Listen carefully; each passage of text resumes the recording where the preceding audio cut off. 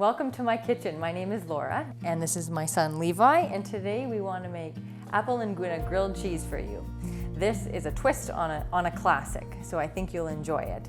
Apple harvest is just kind of gearing up now, and we've got a few different kinds of apples, and so we thought this would be a fun addition to your lunchtime. My favorite bread to use for a grilled cheese sandwich is sourdough bread, so that's what we've got going on today. This bread is actually from Two Donkeys Bakery in Lake Country, and we sell that at the farm. And then for our Gouda cheese, I've got Triple Island cheese here, and that's from Lumbee. And then we've got our cranberry jalapeno jelly, which we're gonna just sneak some in the middle of that sandwich to add a little pizzazz. And then I'm gonna be using sunrise apples today. The truth of the matter is, there's lots of apples coming. Many varieties are being picked almost weekly now, and so you can kind of sneak your favorite apple in there, and I think you're gonna really like it. The sourdough bread has got a nice crispy crunch. We're gonna butter one of the inside slices. On the other side, we're gonna put some cranberry jalapeno jelly.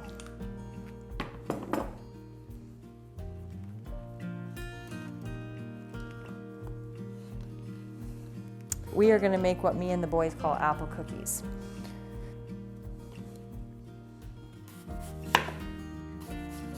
This is just perfect for the sandwich.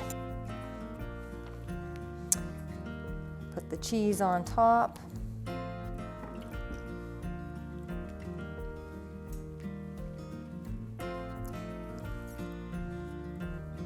Okay, then we are gonna butter the top of both sides of the bread. Now it's simple and easy. We're gonna put it in a hot frying pan.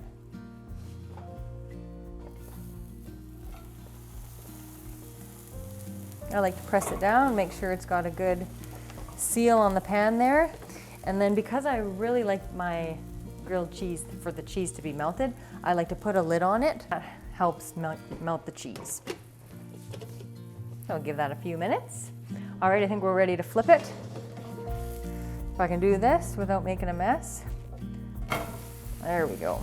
Ooh, perfect. Again, I'm just gonna push it down a little bit.